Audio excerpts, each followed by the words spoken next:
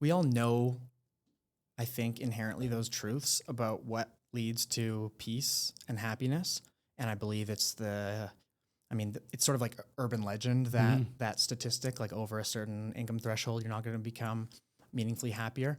And I read Triumphs of Experience, the Harvard grant study. They followed, I think, like 80 men for like 80 It's years. like 75. Yeah, I heard of that study. Yep. And they more or less unequivocally determined that the largest determinants of happiness are quality of relationships, Yep.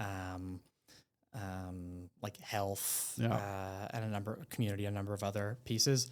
And we all know these things. Like every movie that we watch and every piece of art is about these fundamental truths, like money doesn't Right. matter. And then society is just like completely structured. It just in a way always that's pushes not true right. in Yeah. line with that. If that's the way society is structuring everything, like, do you think there's any ways that we can try to counteract that in our everyday life? Do you know what I mean? Like, okay, well, society is constantly pushing. Like, how do I put blinders on all of these things that are saying, bye, be material? Like, how do we navigate that? Do you have any thoughts on that? I have a lot of, that's all I think about. So I think on one hand, there's the personal choice. Yeah. And I think for myself, I didn't grow up in a family with like extensive financial resources.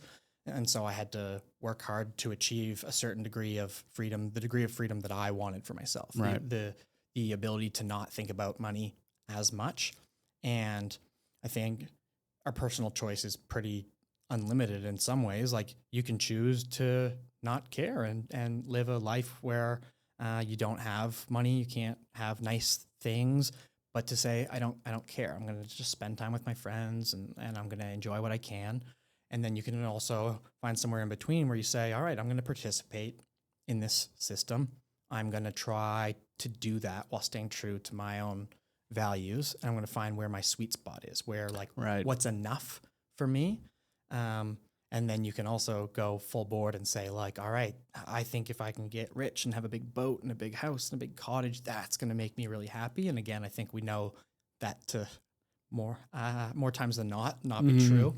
But what I've been thinking about all the time lately is how that is now, like finding that balance is now in the West anyway, which my perspective is more or less limited to, is more difficult than it's ever been because the structures and systems in society are all so devoid of those traditional values that you might find in religion or in spirituality.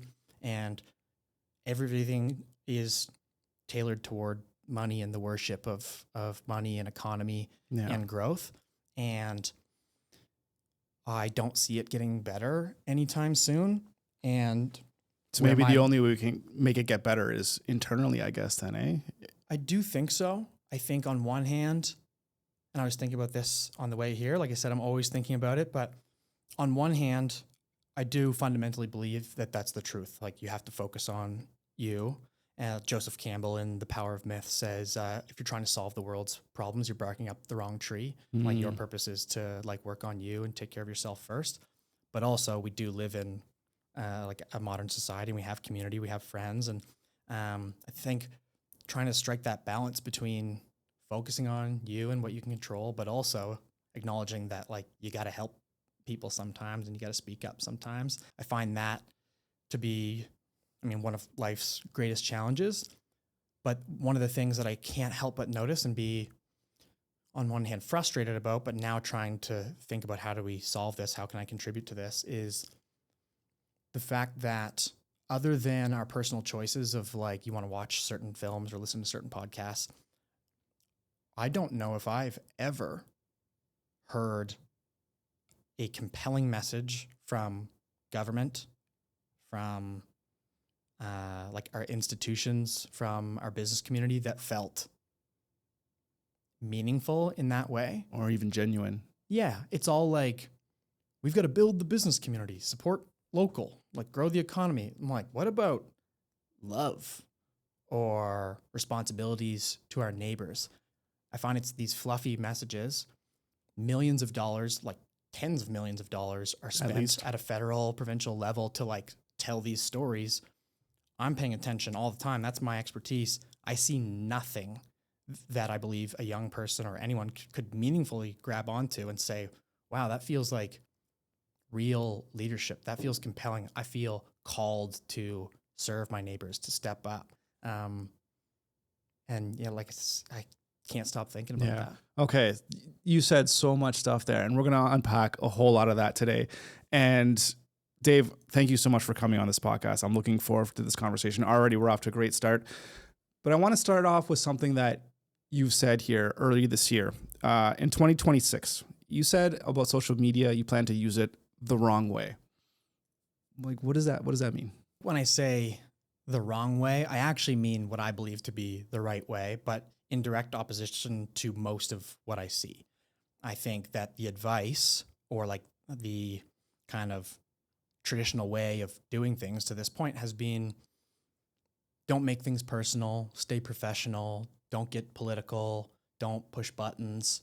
And you might see people push buttons with like their little copywriting hacks and say like, the internet, Google dead, or what have you. But I've been actually advised by, clients or certain people in my life that I love and trust, like, hey, maybe don't talk about this thing that you're struggling with, or maybe don't open up about this or that. And I'm just like, why not? Why not? What is business for?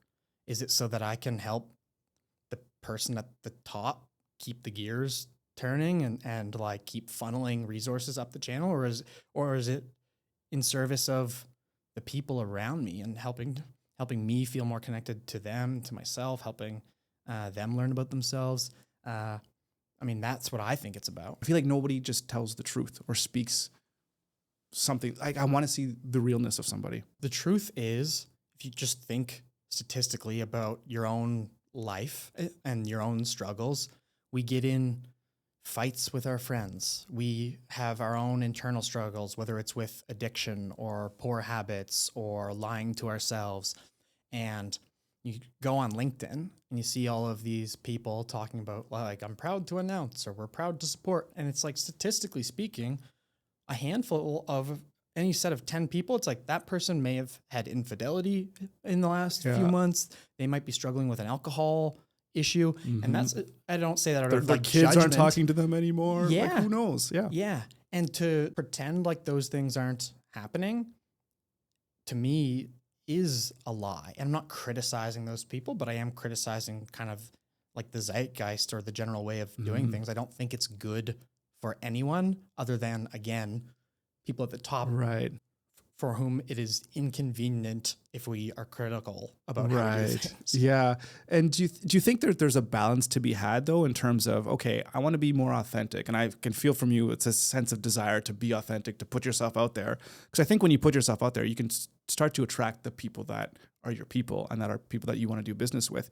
But is there a balance of like, okay, well, maybe I could be authentic 50% of the time, and the other 50, maybe it is a clean kind of corporate persona? Like, what do you think about that? For sure. That's a balance that I'm trying to figure out, both externally and internally, like culturally in the company.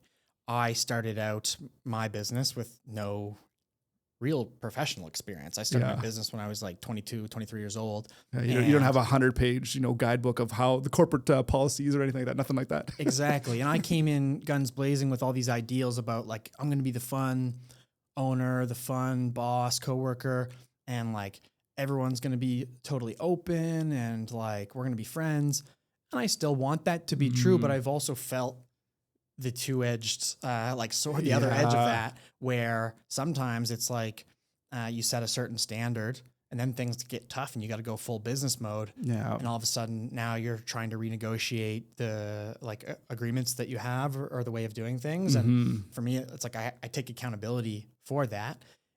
And I'm glad that I started on that end of the spectrum. Like, had I gone in just like totally stern, I definitely want to err more on the side of being personable and humanistic. But it does come with its challenges. Yeah, it reminds me of just having kids, raising kids. You're the parent, you want to be the fun, you want to be the cool dad or what have you, but you can't have your kids run amok. There has to, at some point, you have to put the gauntlet down. Like, no, kids, this is how it is. This is how you need to behave. Like that's it. I'm the boss. You just gotta, so there's a fine balance. If you're too strict on your kids, then they'll end up hating you and resenting you for life. And then that's not good either. So yeah, there's always a balance. Yeah, I think that's got to be the ultimate test of that dichotomy. When you're thinking about authentic, I want to get your opinions on this, being authentic online. Does AI have any part to do in this? Because now a lot of people are like, there's so much AI slop this. People are just posting that stuff. Is that a way now for people to differentiate themselves online, is to just, you know what, put away the AI, the ChatGPT. I'm just going to speak from the heart. And then that's even maybe more of an awareness that like, I'm a real person. I think so for sure. And I'm going to try not to give the most like boring take on this that everyone's saying, which is basically like authenticity is the anti-AI.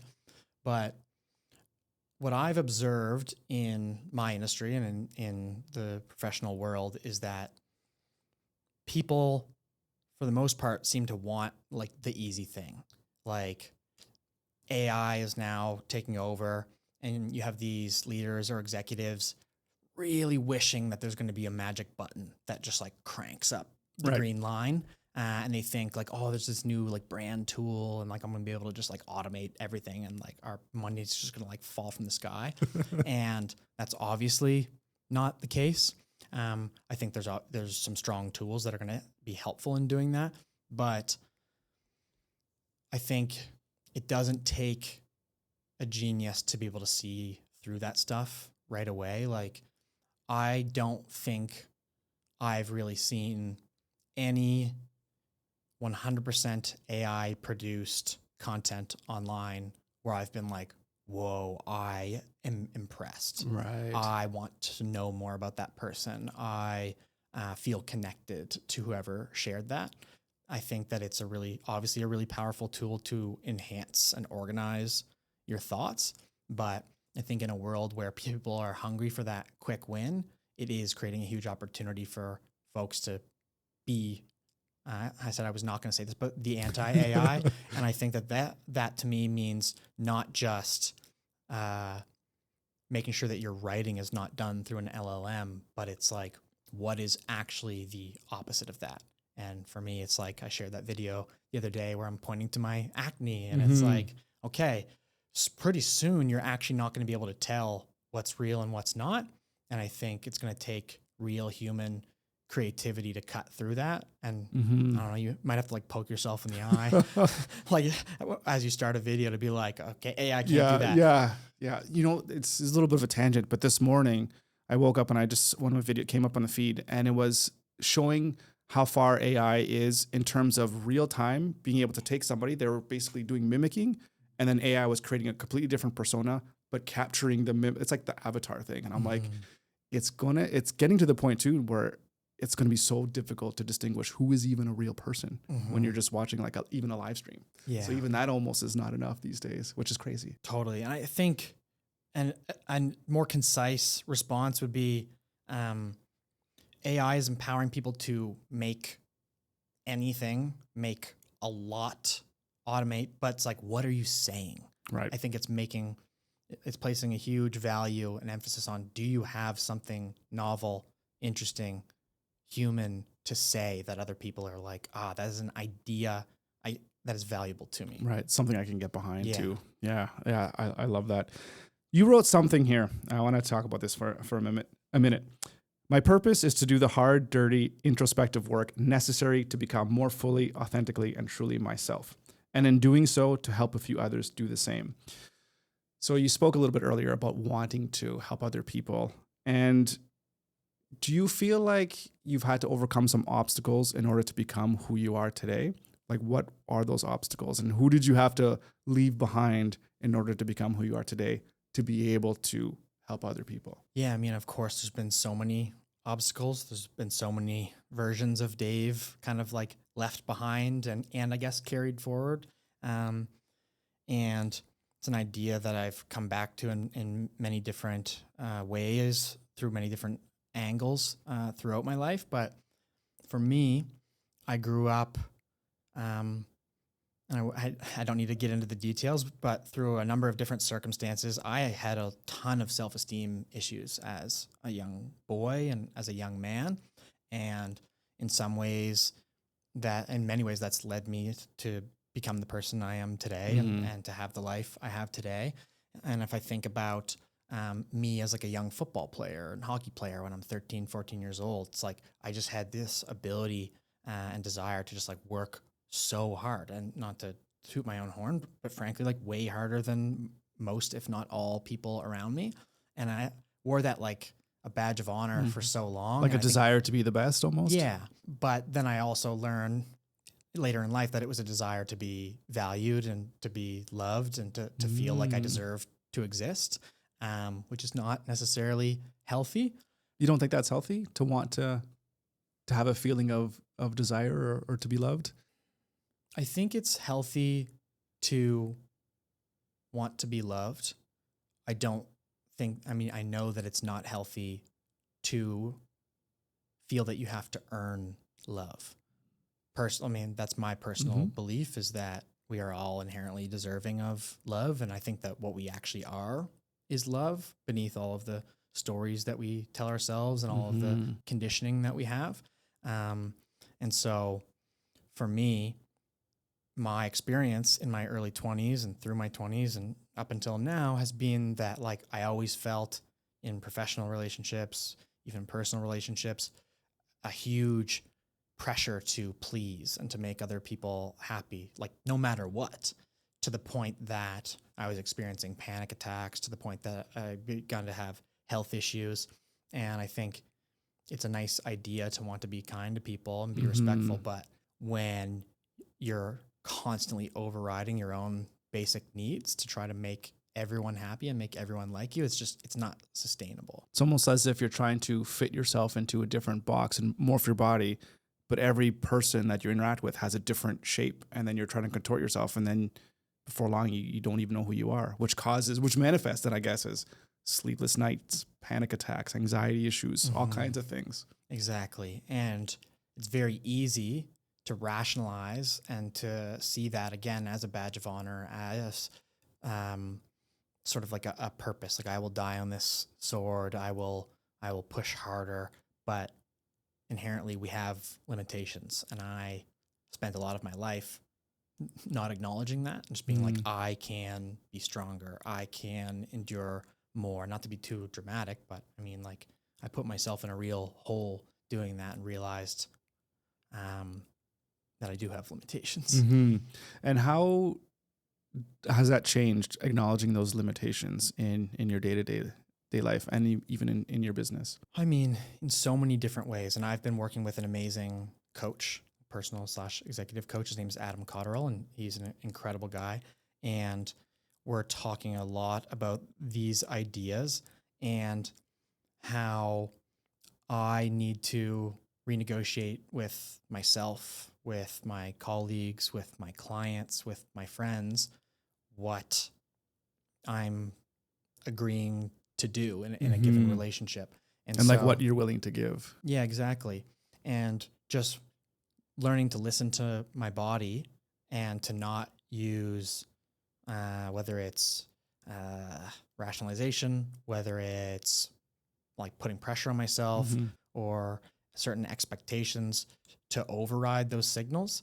And I think a really poignant example would be going out for dinner with 5 friends that I adore a few weeks back. And I'm someone who does experience pretty intense anxiety at times. And I was interrupted a few times at dinner, and I got that like little boy feeling, right? Like, oh, no one wants to listen. I'm meaning making out of that. And I was able, through the work that I'm doing with Adam, to like in the moment recognize that feeling, pause for a moment, remind myself, these are your best friends. They love you. They're not meaning to do that to you. Right. And right now, you're just not on the same wavelength as they are. Like they seem to have a lot more energy. You're feeling kind of low. And I was able to share that with them in a way that wasn't like, you interrupted me, or like, you're making me feel this way. It's just like, I just do feel this way. Maybe I'm not supposed to be here right now. Not in a way that I don't belong, but I might be happier at home hanging out with my dog and I shared that with them. I might head out. I'm not feeling like myself. Yeah. And I did. And it was amazing. But in the past, I would have been like, I will just be here and pretend I'm pretend okay. that I'm enjoying the time. And that didn't bother me or what have you. Mm-hmm. Yeah, that's interesting. Have you noticed, because sometimes when they go through kind of a little bit of a change in their life where they're trying to get better in so many different aspects of their life, have you lost any relationships because of this?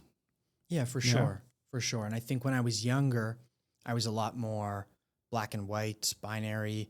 And it was like, if a relationship wasn't serving me, I might become angry or just resentful with that person and be like, they've got to go. Mm-hmm. And I think that there are situations where that does make sense. But I think we all learn this at one time or another, or maybe at many times in our lives. But people just change, and people's lives change, people's needs change. And there's also just these rhythms of life. Like maybe someone had kids and their environment and their energy is just going to Everything change. changes, yeah. And I'm finding that when I can alleviate myself of that pressure to force a relationship to stay the same when we are changing, there's a lot of freedom in that. You can really love someone and know that I might not see them for another few years, but the next time I do and we sit down and we have a tea or have dinner, it's like, it's going to be awesome to see them. And I'm still going to love them. They're still going to love me. So it seems as if you're kind of really kind of finding out your purpose, finding out who you are. So would you say that has changed your life for the better? And if so, like, how would you say it has? Oh yeah, absolutely. I mean, I think obviously quite a introspective and spiritual person. I keep driving every answer in a spiritual direction. But I think that really points out how I want to carry myself in life, but also in business. And I think it's possible, not only possible, but for the best for me anyway. And I think likely for most people. And so I think as I've learned some of these truths about what's going to make me happy, like accepting myself and voicing my needs, I'm also learning how that translates into business. So I think like one thing that served me and our company really well in the early days when we had no brand equity, we had no reputation was, man, I will solve anything for anything. Like you have $500, you want me to stay up for 2 nights and shoot all day and deliver something that's probably worth like 25, 30 grand. Yeah, we'll do it. Sure. Like I'll do it. And that was valuable in the early days because you earn trust, you build a portfolio, and we're now 8 years in and I'm having to learn where that's a limitation and how to like better negotiate and how to just be more clear with people. Now that we have a team, we have overhead, we have a lot of different clients, a lot of different problems we're solving. Yeah. And so when someone comes to us and I have that desire to go, oh man, I'd love to just say yes. I'd love to just please this person and make them happy and give them this thing really fast for not enough money, with not enough resources. And there are times where that makes sense, but more times than not these days, I'm having to just slow down and in a way that's not personal at all, share. That doesn't work for me. Right. And I want to help. If you can give me more time, if you have more resources you can put into this, if you can provide support, would love to make that happen.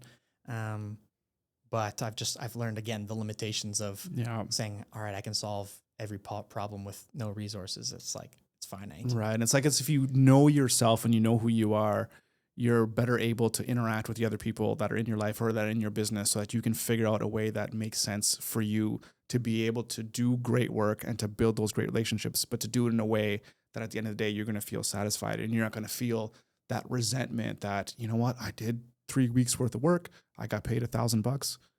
This is bullshit. What's going on here? I can't have that. Because I think with creative people, there's oftentimes, you probably experienced this. I know I have, where I do work. I'm like, I can't stand this guy. How do they make me do all this work and they're paying me so little and yet they're still asking for more? Like, how dare they?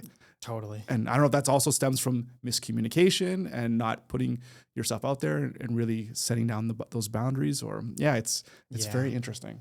Yeah. And you know what? Speaking of saying things that are contentious or somewhat political, I don't know if things have always been this way. or if it's becoming more like this because of some of the impacts of COVID and the challenges in the economy and society in our country. But I mean, I was quite young when I started my career, but I have noticed a change, and maybe it's just because I'm getting older and more like observant, but I felt when I started my career, there was a higher bar, higher expectation for the level of professionalism all around. Like if you sent someone an email, they were going to get back to you within a certain amount of time. They were going to make sure they did their best to read it and answer your questions and like just uphold sort of like the minimum kind of like fair expectation of like, I'll do my part. So an example would be someone throwing you a piece of work last minute. Maybe it's like it's a Thursday or a Friday and they want this thing Sunday night or Monday morning, and there's not enough direction. There's not a lot of resources. There's obviously not much time. And you might give this person a call on Saturday or Sunday and they'll share like, oh, I'm with my family. And it's like, this is also my weekend. and I think, I'm not meaning to demonize anyone, but I think with this erosion of like social values in society, of connection to our community, of responsibility, I think that what's missing for me there is just the accountability piece of, hey, I recognize that this is unfair. If someone were to say that to me, hey, I recognize I'm asking a lot of you. If they lead off the conversation by saying, hey, you know what? I'm so sorry. This is the weekend, but. That's it. Yeah. And I just think it's lazy. And I think again, not to demonize any individual, I think it is a function of a societal shift of this hyper individualism where people are talking through screens. So they're like, I'm not going to bump into this person. Right. We're halfway across the world. Down the street. Yeah. And I think if that were true, if we still had something like a church, or you knew you were going to see that person, you'd be like, okay, I'm going to give a little more energy, thought, and care to how I treat this person. Right. It's not just open your mouth randomly. Yeah. It's almost, what is it, that thing that Mike Tyson said, that big quote, you know, they're too content with being able to say whatever they want without getting punched in the face almost. Where it's like, yeah, that's a good point. Would you say that to me, to my face? You know, like, hey, weekend's coming up. I need you to do this, and it's done Monday, and then just walk away.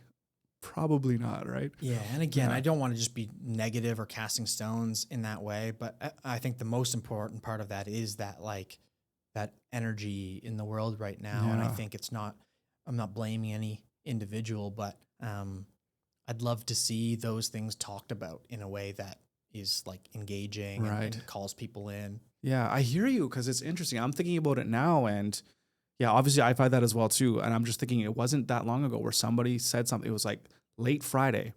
They're like, I need to have this in by, you know, next business day. And that next business day is Monday morning, and it's Friday afternoon, and you want me to do like 3 hours worth of work. What is going on here? How is this even humanly possible? Like, what are you talking about? And then I had never even thought to think about, like, why is that? Is it the case? Is it just the person themselves? Maybe they don't really understand the etiquette, or is it society that now we're so far beyond the point of having that human interaction where it's just like, you know what? I paid you to get a job done. Just get it done for me. Like, yeah, it's interesting. And a lot of those folks, they're stressed themselves, right? They probably have that deadline from their boss or what. Yeah. And honestly, I think almost all of our problems in society are going to point to that same direction. It's like someone who wants to benefit disproportionately just because they have resources. They're like, because I have so much, I should be able to create these conditions where these people fight amongst themselves, their quality of life, their quality of like professional life continues to erode. Doesn't bother me. Yeah, it's interesting. I always think about that, because when people are really, say they're, you know, they have a lot of resources, they're just basically really rich, I feel like you can go down two paths where you can be that complete asshole type of boss that just demands the world from people. And then you have so much resources, you can be like, okay, if you're not going to do it, I'll find someone that can, right? You're not going to work on the weekends, I'll find someone that will. But then why can't you, on the flip end, why can't you be that boss that has all the resources but treats everyone with respect and compassion, and then get people on your same page and vision of like, you know what, if we all treat each other with respect, we can even like do better output and do better work and have a better environment, and then everybody wins. Is it harder to be that kind of person? Why is it seem like whenever people get rich, it's just like, okay, well, it's just all about the bottom line now. Totally. And I love that. And I think here's how that connects exactly to my greatest curiosities and interests right now. When you read a business publication, a business newsletter, or you browse just like LinkedIn, the successes, the absolute highest like North Star or metric is money. Right. These people raised this much money. These people made this much money, this much profit, growing. And then you see the odd thing that is humanistic and is congratulating someone for being a caring boss, a caring colleague. Yeah. And what I would love to see, what I'm so interested in contributing to and creating, would be trying to shift that tide of what do we value. And I would love to see modern media, so filmmaking, social media tactics, like brand tactics, to tell those stories and tell them in a way that they actually reach people and actually impact people.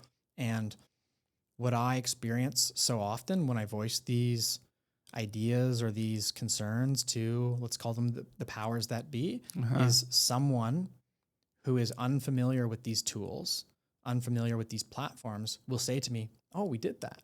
And then they'll share with me some back channel blog post on some economic development website and be like, look, and it's a text only article on the back end of some whatever website. And what I'm working on is having the patience, having the skill to be able to ask them the right questions and to educate them on the fact that, and this is where I fail, that is nothing. That is just you feeling like, you and a few of your colleagues feeling like you did the thing. It didn't reach anyone. It didn't create any impact, or at least it didn't create nearly as much impact as it would if you recognized your own limitations. Maybe you're really good at what you do and not that. And if you were to have the foresight to be a little entrepreneurial and think, who could I talk to that has demonstrated a really keen ability in these spaces? Yeah. And amplify what we're doing, because your head's in the right place. You told that story, but you checked a box. You didn't get it out there. So like I think we need so much more of that at so many levels. How can we get there? Is this more on the onus of like us as creatives to try to push that to the people that we're working for? Or is it somehow more on the figuring out how to change the minds of those top dogs so it can come from the top down? So I think maybe it's a both approach, probably. I think it's both. Yeah. I mean, I'm thinking about this a lot these days, and I, again, can only control what I can control. So I'm working on my positioning. What do I have to do to be seen as the person to go to solve these problems? How can I position myself in a way that these folks who are making these decisions, who control like these funds, are going to trust me and value my perspective and want to work with me to solve these things? The thing that I think is missing right now is just vision. I think that there's not enough accountability. There's not enough checks in place on competence in assessing who the best partner might be in those ways. And I'll point to a specific example so that I don't just sound like an arrogant prick. When I was 22, 23 years old, I kicked off my career by creating a video every day for a year. Yeah, and we're going to get into that. Yeah. And at that time, there was the Ivany report came out, which was an economic insight report about the economic future of Nova Scotia and where it was headed and what we needed and how that impacted everyone. And I mean, that economic impact and that future affects young people disproportionately. Like that's their future.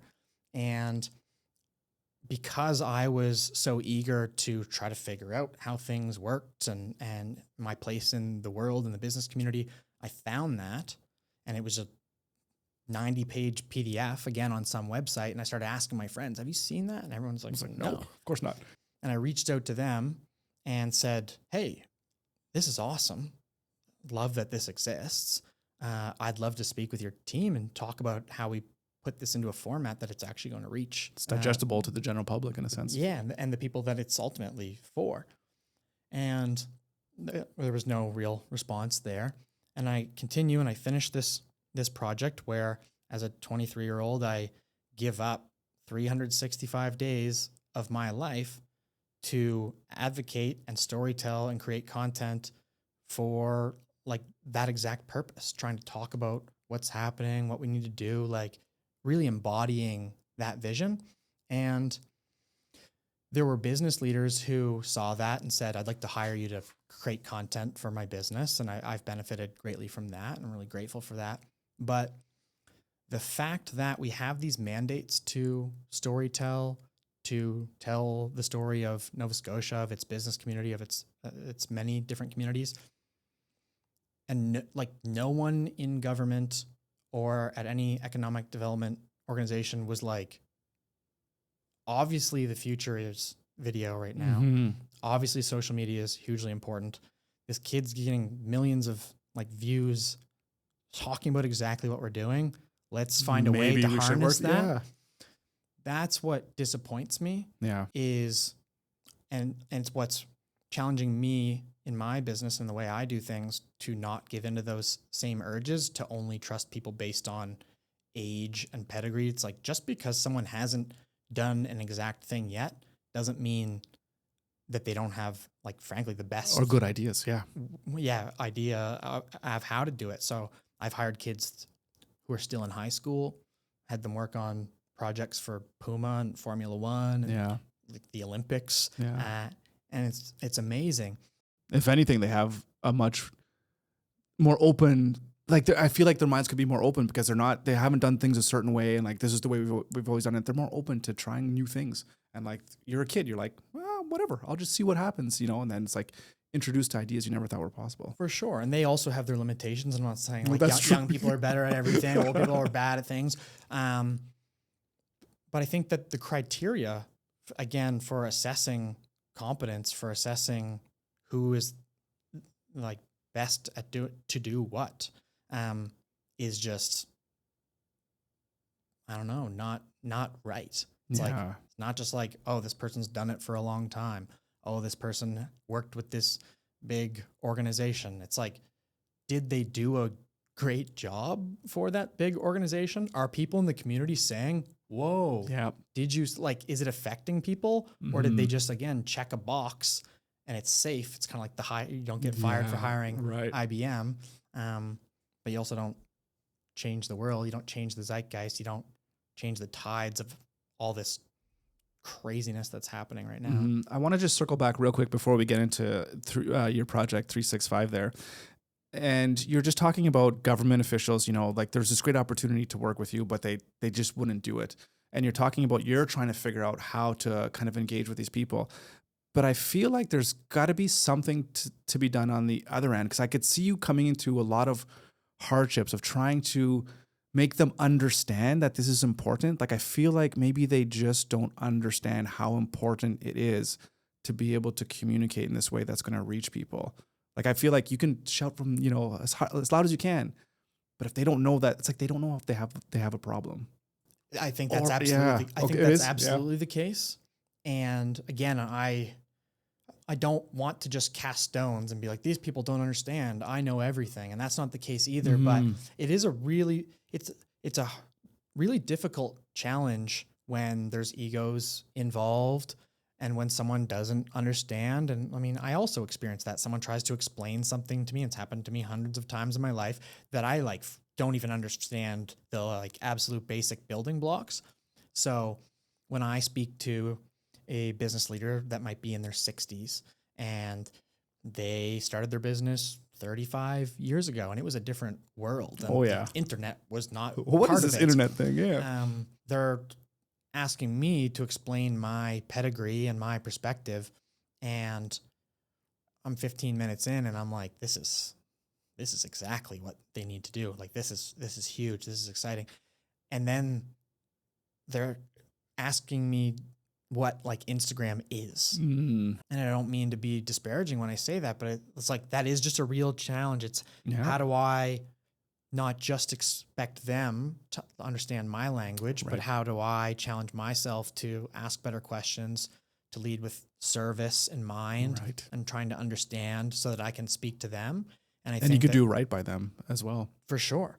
And I think that's also one of the big gaps in our business community, society today, if I've not made it clear already, is like these generational gaps. Mm.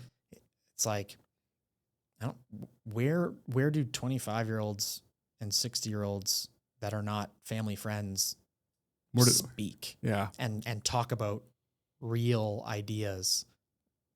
I don't know. I mean, I feel super fortunate that I've, through whatever combination of circumstances, found myself in a position where I have friendships across those boundaries. Mm-hmm. And I've challenged myself to not buffer myself and not choose to say, like, in a personal situation, I'm not going to talk to this person in their 60s the same way I might talk to someone else. Obviously, there's some buffering there, but like, it's amazing what you can learn from them, what they can learn from you.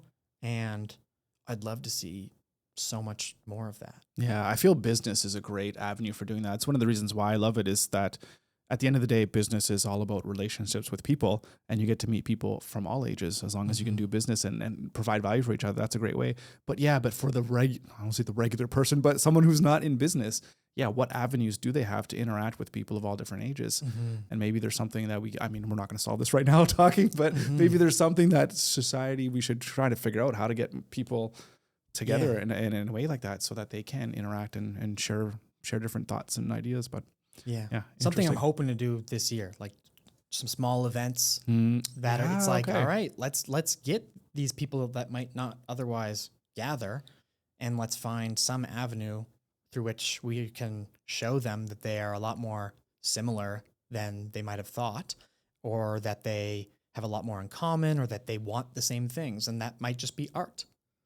So let's get a bunch of successful... What's that common ground that those people can have? Yeah. Okay. I have some... Okay. We're going to circle back to that. Sure. I definitely have some ideas there. But getting back to what you're talking about, making a video every day for 365. I think you and I are very similar in that we were both probably highly influenced by Casey Neistat. If you guys listening or watching don't know who he is, just look him up on YouTube. He's a guy, probably one of the first guys to really perfect this whole daily vlog storytelling, taking the mundane, hey, this is just what I'm doing every day, and doing a story on it and making it entertaining and engaging. And for me, I did something similar where I started, what was it called? It was called 365 Days of Fitness. I don't know if you heard about this, but I was like, okay, I'm going to document my journey of working out and exercising and trying to be healthy for 365 days and see where it goes. Sadly, I failed. I got to 90 days and I like blew out my back really hard. And I was like, in bed for like 3 weeks. It was horrible, but I tried, but didn't fail. But where I failed, you succeeded because you've done your 365-day journey. Can you just speak a little bit about what got you to want to do that in the first place, and just maybe talk a little bit about what that experience was like for you and how it maybe opened up your mind to what possibilities were out there? So, I mean, I'll start by saying I don't think you failed. I think you ran into an obstacle, and that's all right. I'm sure you learned a lot. For me, I grew up playing sports here in Nova Scotia. Played hockey, realized I wasn't good enough at that to keep going, and I ended up playing football and playing in university here. And halfway through my fourth year of university, I just found myself in this place where I was looking around and I was like, I don't think that this is where I want to be anymore. This isn't filling my cup in the same way. And it was actually a lot more negative than that, but I didn't waste too much time on that. It was, Did you finish school though? Yeah. Scuttled through. Yeah. Hobbled to the finish line, but yeah. But I left football halfway through my fourth year with this desire to just see what else was out there in the world for me. And I I had no idea. I hadn't been exposed to much else at all. I hung out with the same people. I followed the same path. I did the same stuff all the time.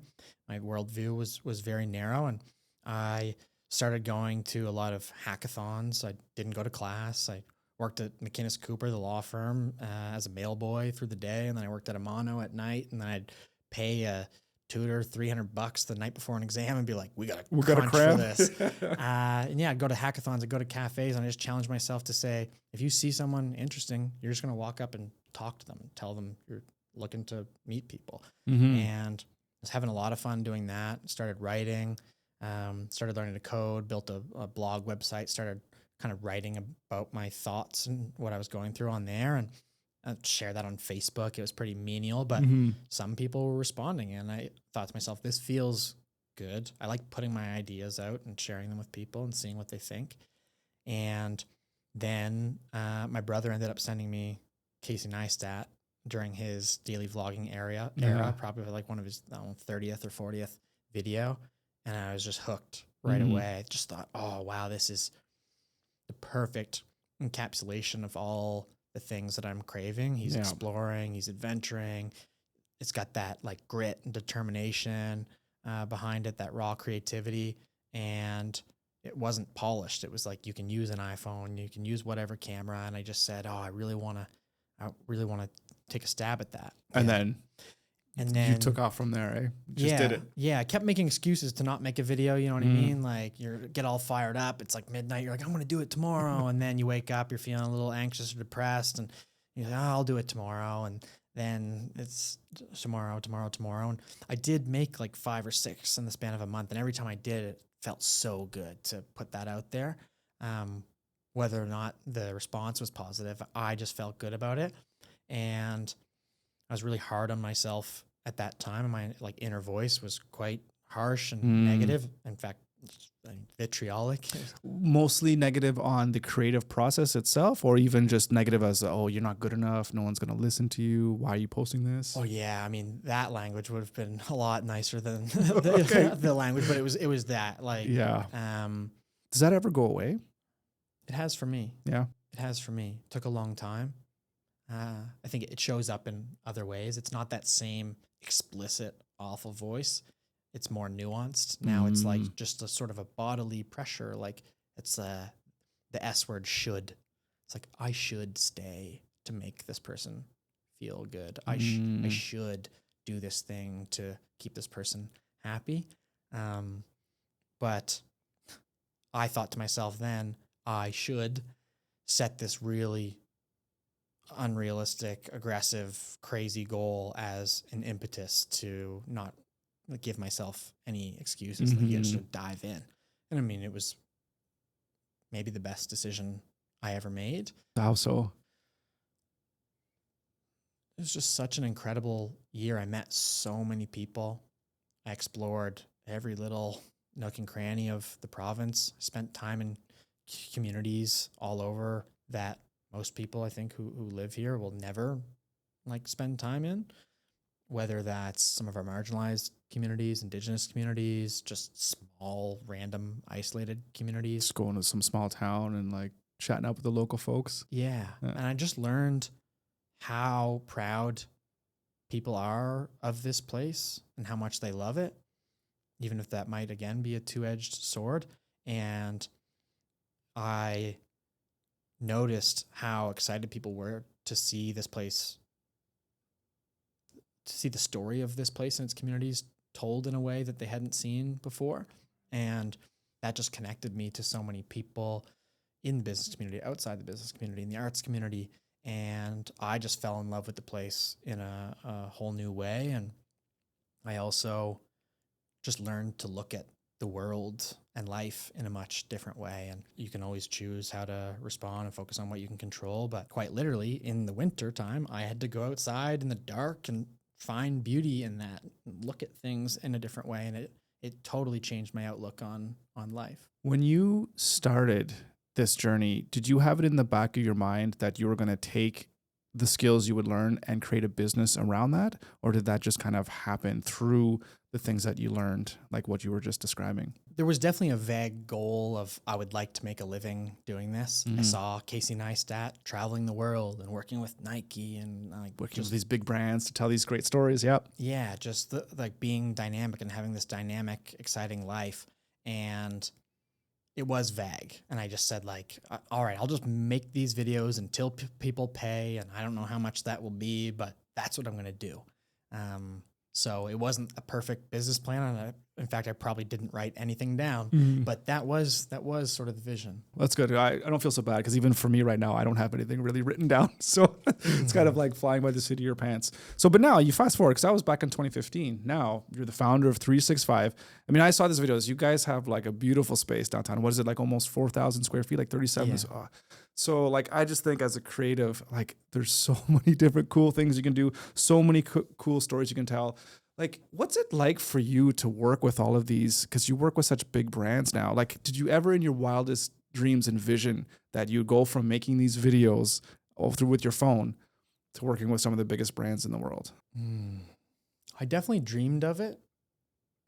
I don't know that I believed that it would happen.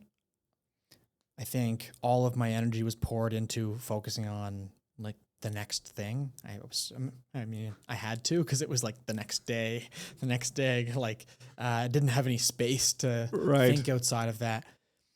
But I'll say I was super fortunate in that the project began to get some positive attention pretty soon after launching, which put some wind in my sails to keep me going. And thank God, because who knows, if I'd gone 50 or 100 days and people weren't interested, I might have stopped.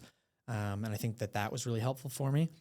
And then within a year after finishing that project, where I was freelancing after that year, I ended up getting a call or an email from someone at Puma in Germany. And I thought it was a fake email. She's now a very close friend of mine. Her name's Sally Galley in Herzogenaurach, Germany, asking me to edit a video for Puma Motorsport and like Mercedes AMG with Lewis Hamilton. And I was like, why the hell would someone, this is obviously fake. Yeah. And then I found her on LinkedIn and was like, oh, hang on a second. She grew up in Dartmouth. Like, maybe this is real. And ended up doing that edit. It went really well. She was really happy. Called her and said, man, I'll do anything. And ended up doing a couple other small remote gigs. And then so it was just basically editing stuff that they had already shot. Eh? Okay. And yeah, be like tight turnaround and hey, let's pour everything into this. And they were really happy with the work. And through a few more projects, ended up having the opportunity to go to Germany and to work with her there, and ended up going to New York. And then I have this memory of being in London in this super cool hotel in Shoreditch. And I'm there waiting, and there's all this like nice food in the room, and this big crew is going to arrive with all these like beautiful models and cool clothes. And I was just like, what the hell is happening? Like, I didn't ever really. Why am I here? Yeah. What the hell? Didn't really like understand that this could be possible.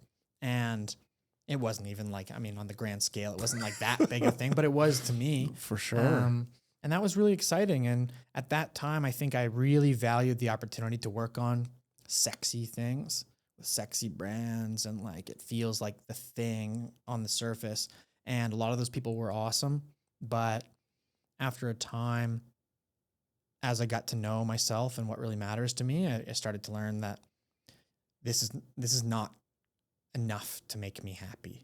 Like, it's not about like the bigger celebrity, the bigger brand. I mean, it's nice and it's good for brand equity, but I think I eventually realized that what's most important to me are those things from that Harvard grant study. It's like, it's the quality of my relationships, the amount of time I get to spend with the people I love, my connection that I feel to my community. Right. It doesn't fit the why of what it is that you want to do, what drives you to wake up in the morning. Yeah, great to work with them. It's great for business. Of course, not going to take anything away from that. Yeah. But on that deep level personal fulfillment, it's not quite there. So you're trying to figure out how to navigate that so you can get to those goals. Yeah, exactly. And it's part of it. Like, it's not in opposition to it, but it's not the thing. Right. Yeah. Right. It's so, man, this resonates so much. And my wife will tell you, because I talk to her about business stuff all the time, where I'm like, I'm doing this where I like what I'm doing, but it's not really quite there yet. It's like, yeah, I get to work with people that want to do their podcast. That's cool. But it's not quite what I want to do. And it's trying to figure that out. Like, how can I get to the point where almost every day I wake up and I'm like, this is what I'm meant to do.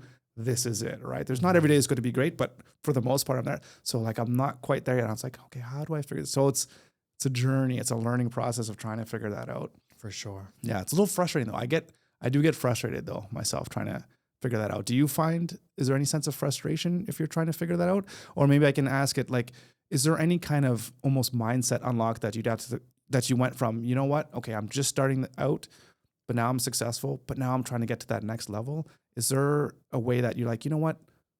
I'm just going to think about it a different way, that it's going to come naturally, and to not be so hard on yourself, to not be down on yourself that, you know, you're not quite there yet. So it's a great question, and it is something that I think about often and that I struggle with as well at times and do get frustrated.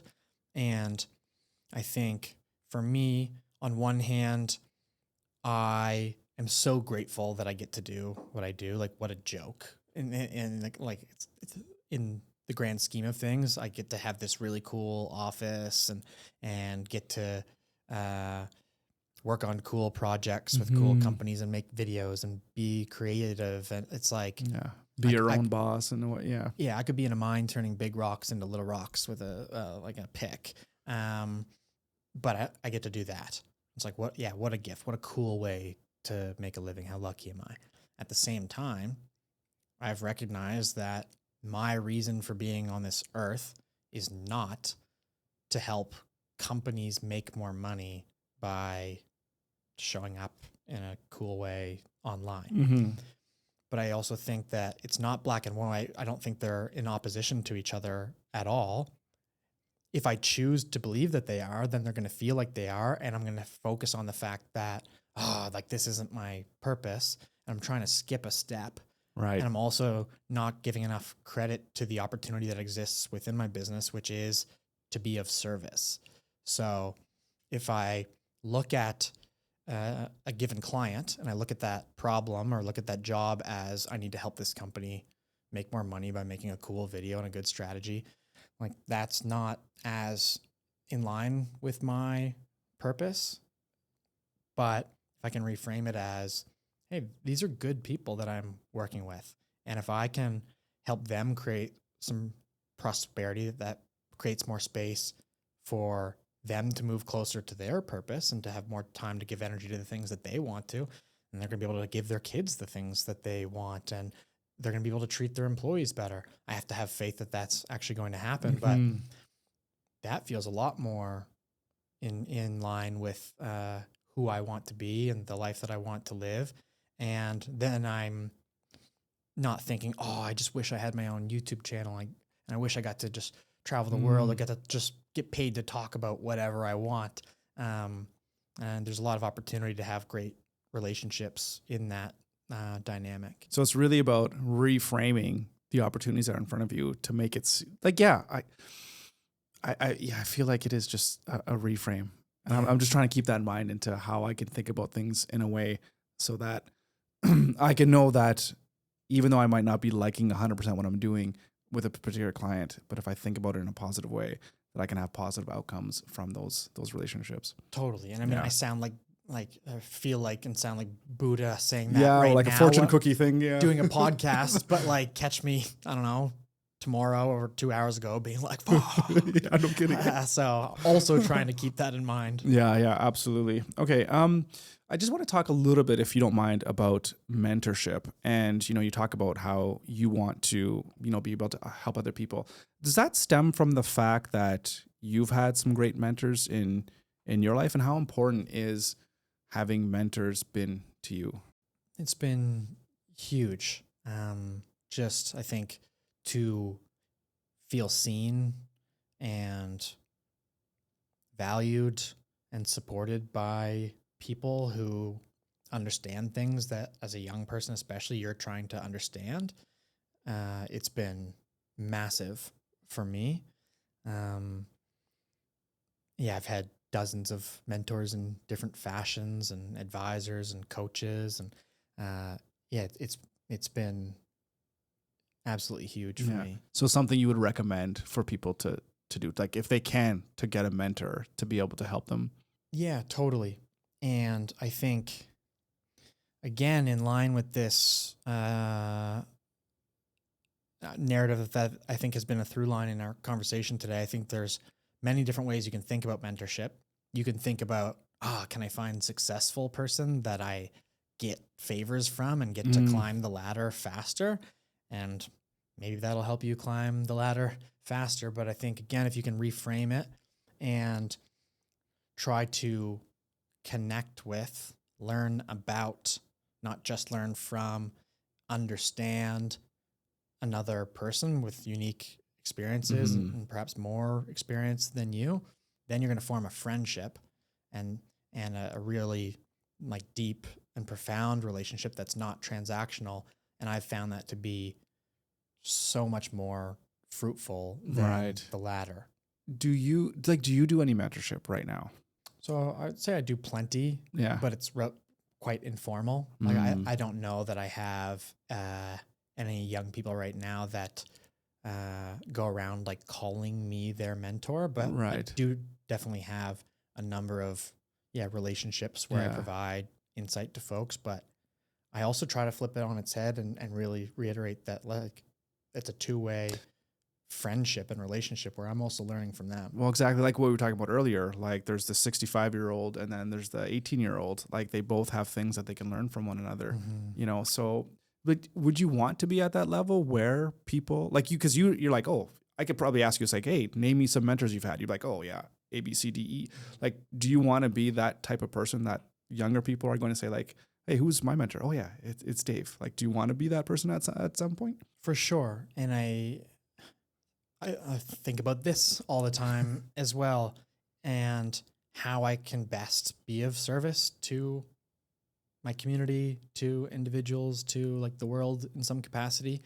And for me, time and energy has been the big constraint, and I don't want to continue to use that as an excuse. And I mean, I feel great about the amount of value and insight and advice that I offer and support that I offer to young people, but I do feel called to give more, and just trying to figure out how to create some of that space, and then what's going to feel like the best fit in how I deliver that.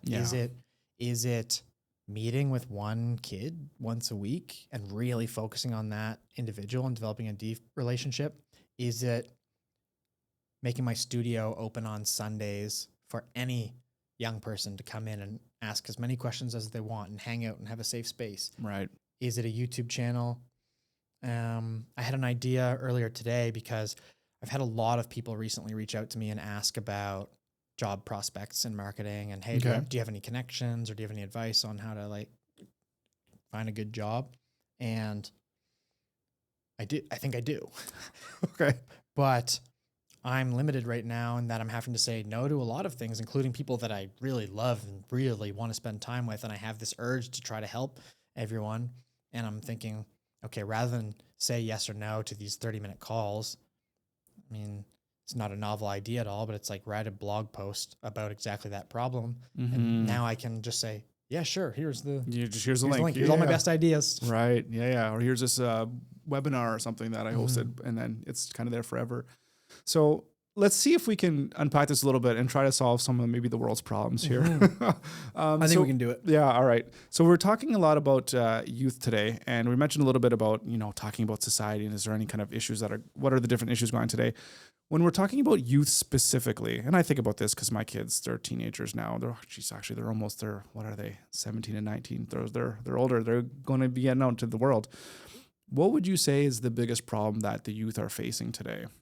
So I have so many thoughts and ideas on this, but can I ask you as a father, because you're closer to that, and I don't spend, frankly, a lot of time around people that young. So can I start by asking you what I think one of the biggest problems are? Well, I think there's probably a few of them, but the thing that concerns me the most for our youth has to deal with, at least here in Canada, is the cost of living and the differences between like the haves and the have-nots. And I worry about their ability to be able to go out in the world, get a job that'll treat them well and that'll pay them well enough so that they can live a happy, decent life on their own without having to worry about money all the time. That's probably my biggest concern that I have for my kids. Yeah. Makes total sense. And I mean, I feel for you in that position. I mean, I'm, again, more distant from it. I don't have that close familial connection to it in the same way. But I mean, I have a lot of people in my life that I care about and I see struggling, a lot of my peers. Yeah. And it's not just 17-year-olds and 19-year-olds. It's people who That's are true. who are 35 and who are quite competent and who've worked fairly hard and who 30 years ago would have been in a pretty good spot. Right. Yeah. When the deal was, hey, do pretty much any job for a few years and don't commit any crimes. Yeah, exactly.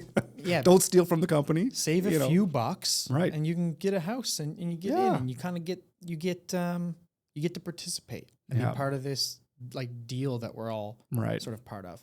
Yeah. And one of the biggest issues facing both our world and youth today is these lies that we are all collectively telling and bought into. And like I think the lies that we believe. Yeah.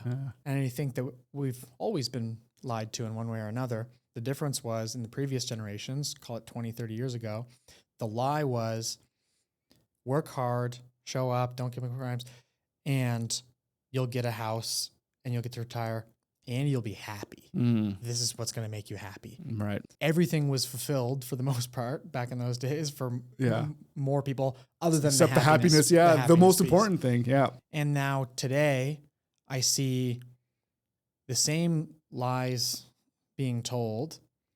Just the thing is none of it's being upheld. Right. Unless you are ridiculously successful, frankly.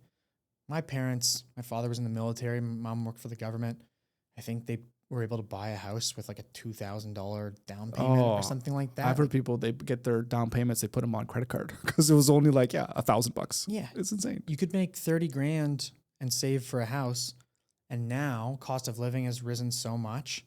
Wages haven't risen at all, really, meaningfully. And unless you're in tech sales or a doctor, it's like if you're making 70, 80 grand now and you make a ton of sacrifices, I don't know, what are you saving for like 20 years to be able to make a down payment on something like reasonable at all? And this is even assuming that in 20 years, the average house price is not even going to increase. Exactly. Yeah. And so that's a bit of a tangent on like the housing stuff that I don't understand as well as I'm pretending to right now. Right. I think the lies that I see being told to young people today that were also told to me that I think from a very young age I saw through and was contentious or like contending were these. The world is a safe and fair place. We are all working together and it's a meritocracy. You work hard, you do the right thing, and you'll be rewarded. You'll be rewarded for that. Proportionally. Yeah. Also, in the West, it's wars do happen, but they happen in other places. They couldn't ever happen here. You're safe, and don't be too loud. Go to school, follow the rules, listen to your teacher, listen to all adults. Don't be discerning whatsoever unless that person is threatening you with physical or sexual violence, like the candy in the van. Right. If you're 12 years old and your teacher says something and you disagree with it and don't feel like it's right, like for the most part, shut up. Yep. And if you do challenge them, and if your challenge is imperfect, you're bad. You're a problem child. And we're probably going to medicate you. And sometimes that's appropriate. Sometimes it's not. You're going to get put in the corner. You're going to get put outside of the class. And Sarah Young, who's a prominent business leader in the Halifax business community and co-founder of Sandpiper Ventures, a women-led and women-focused venture capital firm. She made a post on LinkedIn the other day that was talking about how on playgrounds right now they're putting up signs that say no climbing and no snowballs and Are they really? and these things. Yeah, I mean, I have not read into the like legitimacy of that, but I know Sarah to Yeah, she's not lying. Yeah. I know her character. Yeah, she wouldn't make that up. And I started writing about that. I haven't shared anything yet. And I think about what's happening in the world right now. And you've got these kids that are, I don't know, 12, 13 years old. They've got a smartphone. Every day they are watching videos of children murdered, like with... Well, you can get access to that, yeah. They know what's happening in the world. Think when you were young and you were on the internet, you were not looking at only the things that your parents thought. The only thing I did was getting guitar tabs to play music. That's it. Yeah. They have some of the like smartest people, like the most incentivized people in the world at Meta and these companies, just gung-ho focused on melting their brains with crap. Getting people addicted. They see the president of the United States kidnapping presidents of other countries. They see him and hear him threatening to invade our country and take it over. And I don't mean to sound like a conspiracy theorist, but those are real things that have happened. And our society, our economy is eroding. Things are getting so hard. And at the same time, they're protecting these kids and lying to them and saying like, don't worry, if you follow the rules and if you don't climb, it's all going to be fine. And then they get spat out into this world where there's no fucking jobs left. Yeah. AI has ruined everything. It's taken the wealth gap and moved it like this. Things might become so tense that we're no longer in good graces with our neighbors who are far more powerful. And I just personally find that to be the most misguided, irresponsible failure on the part of our leadership and our adults. Of basically just like lying to our children or just not being truthful to our children about what the world is really like. Yeah. I don't think that like people are moving through their lives, just regular people being like, oh, we're going to screw them. But we are screwing them. We're making all these cuts to education. I have a lot of friends who are teachers, and it's like they're just getting asked to do more with less. They're getting their hands tied. All this funding's getting cut. And it's like, that's where we're finding the cuts. Like, God forbid we raise taxes on the ultra wealthy. God forbid folks who are going to ride off into the sunset, who have these like cushy jobs in the government or otherwise, making $300,000, $200,000, not really providing that much value, if any at all, have to sacrifice a modicum of comfort to give these kids a chance at having like a sliver of what they did. And I feel a great personal responsibility to talk about that, to try to align my mission and my values and the work I do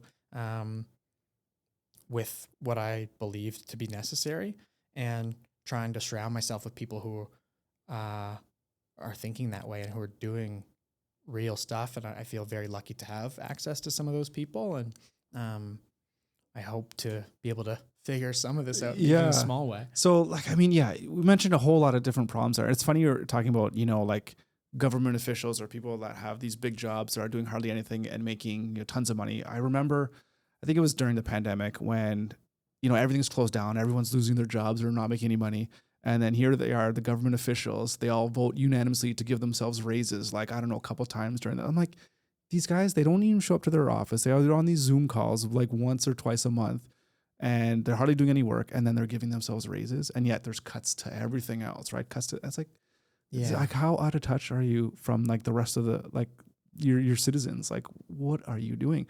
Like, and I just think like any leader worth their salt is going to be like, what is it? Like Leaders Eat Last or whatever those books. Like if you're going to be a real leader, you got to lead by example, by doing. And I guess from what I'm hearing from you is that's something that you're trying to figure out is like, how can I be the type of person that's going to lead by example so that I can do my part in order to try to fix the things that I see are troubling our youth today. Yeah. And coming back to that distinction of focusing on like, what can I do, and not trying to solve all of the world's problems, but also kind of wanting to help solve the world's problems. Right. Like Yeah, it would yeah. be nice.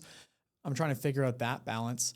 And I'm curious. I have some thoughts on this, but I'm curious your perspective. When you think about, when we talk about these, the ominous they, Right, these, that's right. these folks in government that were like, sort of half-heartedly calling incompetent and blaming. And I don't mean to cast stones. I mean, I don't know who most of them are, but I do know, I mean, I have experience with people that are incompetent and get paid a lot of money. Yep. What do you think could be done about that? Man, I really don't know. And this is where I struggle with, is this all on the individual or is it all on the group? Because I put a lot of onus on, like for me as an individual, I say like, what's wrong with my life? Like, again, this could be Stoic philosophy or what have you. There's so many bad things that are happening in the world. You know what? I can't control any of that. All I can control is how I react to those things, and I can control into what I do to try to maybe get myself out of a situation. Oh, there's no good jobs out there. Well, that's why I'm starting my own business. I'm trying to, short circuit that and make more money than I ever could in a traditional just 9-to-5 job.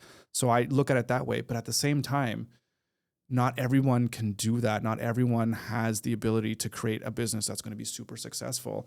And I don't think it's through, oftentimes it's not a lack of, like they could still be trying, but they still might not be able to get there. And then I'm like, well, what can we do then as a society to get there? And truth be told, I don't know what that is. And the only thing that I can kind of see is that if we all talk about things honestly and openly about what we're experiencing and what we're trying to do, maybe that can change. Like if enough minds get changed, then together we can demand that the people, that are in charge, that are supposed to be good leaders that aren't now, maybe we can get them to, because like if you look at the politics in whole, they do what is most popular to them. And if the popular thing is we need to change society in this way because people are talking about it, then that will eventually lead its way to the top. That's the only way that I can see things. I could be wrong, but that's just my thought process. I love that. And it's so well aligned with how I'm thinking about these challenges, whether I'm right or not, whether we're right we'll or not. just say we're both right. Yeah. I see right now, like these challenges, and I see government and business community as kind of having some linkages. Mm-hmm. I see government and people as totally separate. Right. I know I can name like 3 people in government, and someone could look at me and say, "Oh, you need to go out and like study government and learn about government." But why is it? I'm a pretty engaged member in the community, pretty engaged member of society. I think about these things. I care. It's so hard for me to understand how these things work. I was never educated in my 13 years of like public school, nor in my 4 years of university on the importance of government whatsoever. And like how the system even works. Yeah. How to be involved, how to get engaged. Once every year or so, I vote based on 3 parties that I kind of know nothing about. And I can get a little blurb that like they wrote. Right. Speaking to a bunch of like huge decisions that I couldn't possibly understand. Right. Or even what you're reading has been filtered through like 20 different PR firms or whatever to get at some watered down message that says nothing. Totally. I also don't have any clue whether they're going to do it or not. And I don't have much recourse as to how I and my peers can hold them accountable. Right. So I vote on this one thing. I go, you guys only care about money, and you guys mostly care about, kind of care about equity. You guys only care about equity, but don't seem to understand the realities at play. Like that's for my, my, of the 3, my like rough read, and then just go, all right, now totally unchecked, go and bicker with each other through this system that is so complex and bureaucratic that like really you can't do much. Yeah. And I think that there's good people. I know that there's good people there. There's awesome people. Like I see Claudia Chender often our offices in the same building. She's lovely, and I know she cares. I know. And I had Kent Smith here. He's in MLA. He was here in the studio, and we were talking. Had a great conversation. He's a business guy. He understands business. You know. So there's good people in there. Yeah. All that to say, I think like that system obviously can't work. Obviously can't make change at the rate and the pace that we need to combat what's happening right now. And I love what you said about like we need to change the way we think about things and change public sentiment. And I think that the only way, and I think that this is quite obvious, the only way that that can happen is through powerful storytelling with powerful strategy. Look at Mamdani. Look at Trump. How did those people get into power? How did they create influence? Cell phones, videos on the internet, where everyone is spending, unfortunately, all of their time and energy. And like them or not, they're good communicators, are good at riling up emotions in people, whether good or bad, right? Like for sure. You know, what I see as being one of the biggest gaps right now is that our institutions, our government are just not doing an effective job of leveraging these tools at all. I understand that we have a big recruiting problem with our military, and I've not seen anything from any leader that's come across my plate. And I know I might not be the target, but I'm very interested in this about what our military like does for us and means to us. And I had a father that was in the military. I mean, I understand pretty intimately the importance of us having a military. Right. But I have friends who are, I mean, wealthy and maybe a little more conservative. I have friends that are hyper liberal and who talk about how they hate the military and like, fuck the military and we don't need a military. It's like, that's a nice idea. Like war is bad. Yes, we know that, but we obviously need a military. The reason why you're able to say that I hate the military is because we have a military that gives you the freedom to be able to say that. For sure. And I think that our public dialogue these days is just that, like bopping each other on the head. Yeah. We need it. We don't need it. It's not this black and white. And what about a beautiful short film about, I mean, just a piece of like art or like communications about the freedom that our military creates and about like what the purpose is, the sense of purpose and sense of duty and like how, I mean, fulfilling and beautiful that can be. And I know that the military has very real and like awful challenges that it's had to deal with and that maybe it's not doing the best job at times of dealing with, but it's like literally the biggest problem you could try to solve is to like keep the world and a country safe and have coherence and like respect amongst that. But yeah, I think right now there is no public forum through which everyone is talking. Everyone's in their own little echo chamber talking with their friends saying, oh, we're good, they're bad.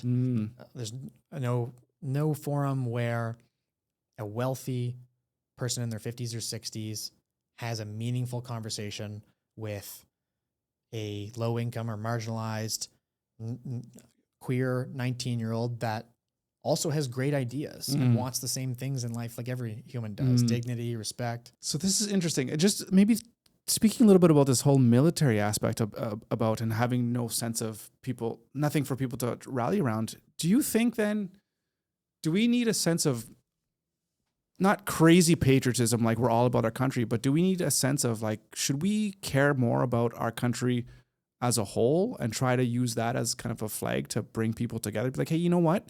We're all different. Great. You know, we have different ideas, but at the end of the day, maybe we're all Canadian. Maybe that's something that we can rally around, it's something that we can be proud of. And maybe that could be a starting point for a conversation.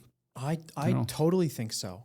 And don't get me wrong, I wish the whole world could just come together and like dissolve the borders and just be United nice. Federation of Planets Star Trek thing. It's like, exactly. It's a nice idea, but I've not seen any evidence that might be possible. So next best alternative, I feel, because I'm biased, because I'm from here, is, hey, let's develop a really powerful narrative about what it means to be Canadian.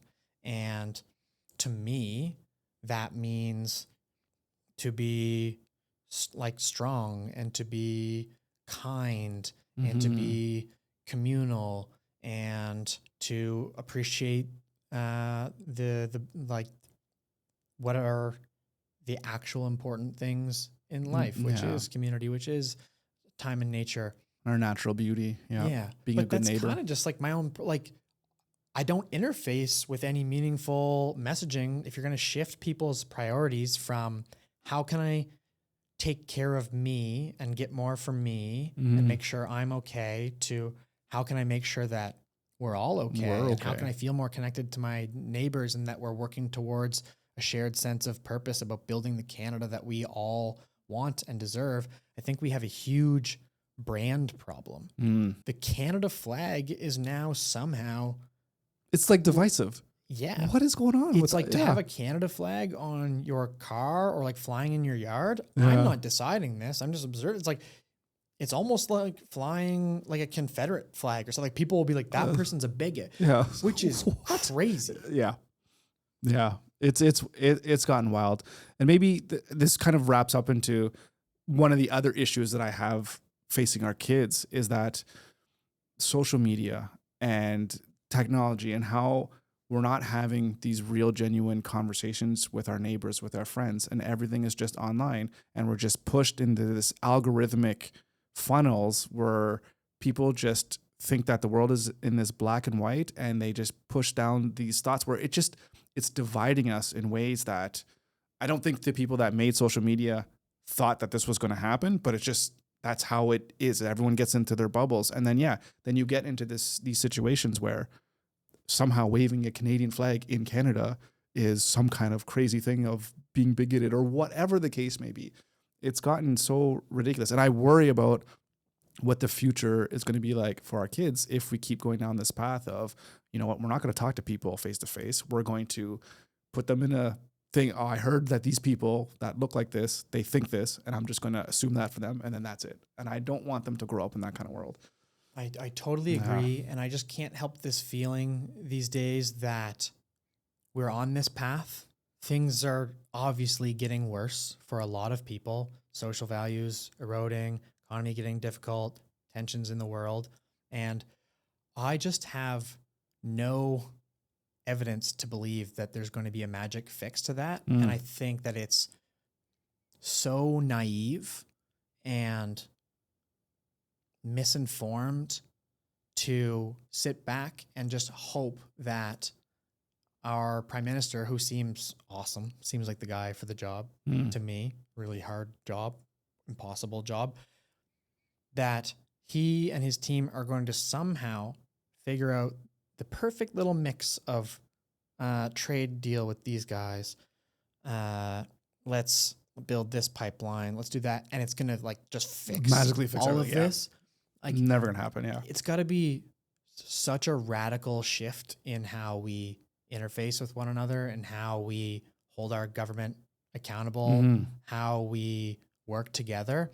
And there's no way that's going to just trickle down from a watered down PR message from our government or from our institutions when people are scared and trying to play things safe. 100%. I don't know how ready I am to tackle that, but like, I think what we're saying, one post at a time, and just be authentic and speak what is true to us and what we believe in, and then go from there.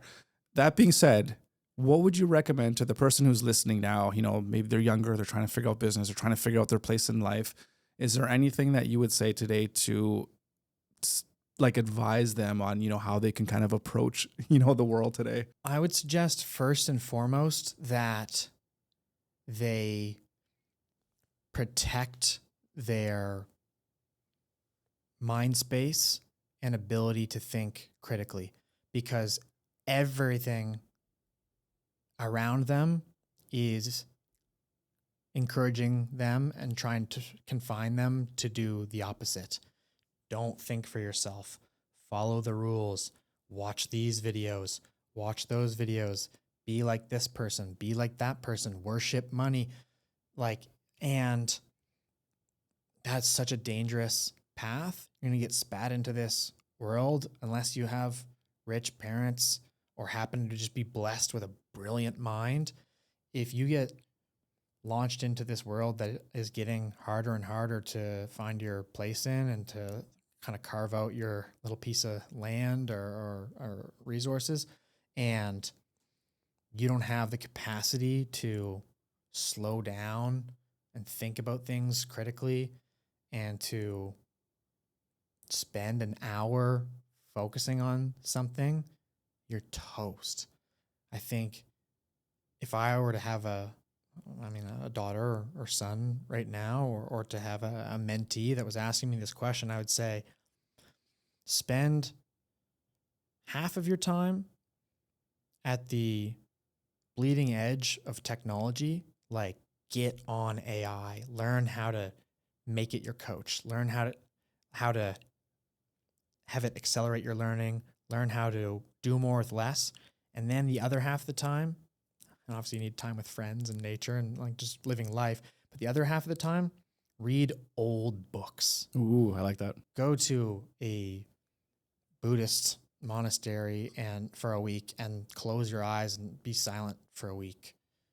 Go to an art gallery, sit down. This was an experiment that a Harvard professor used to get their students to do, and stare at one painting for 3 hours and don't say a word.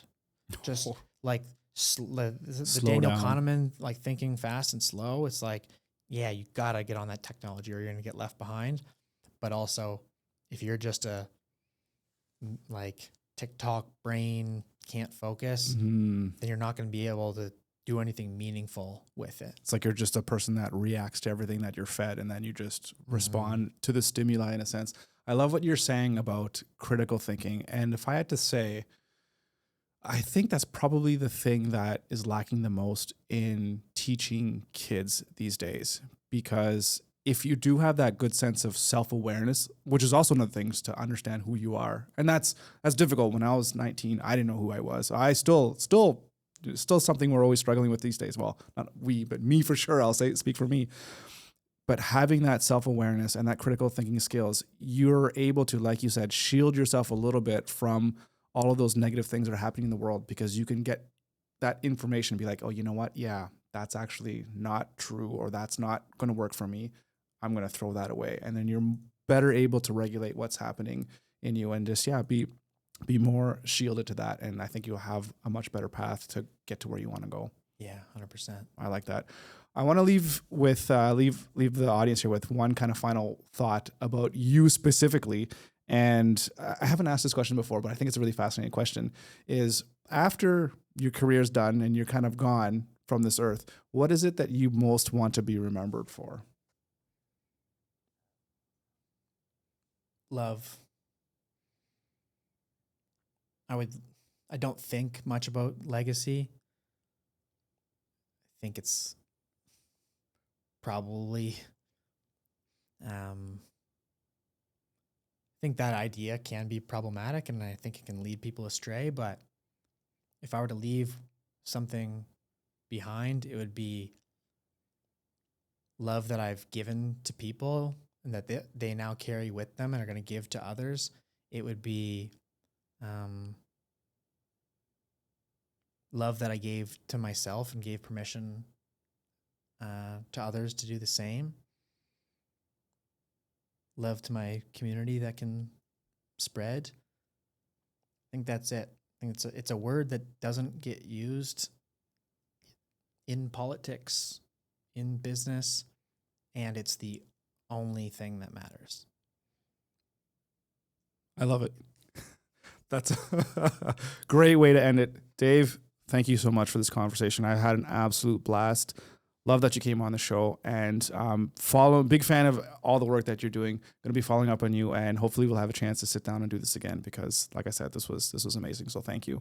Yeah, thank you. Love everything you've been doing as well. Appreciate awesome. that.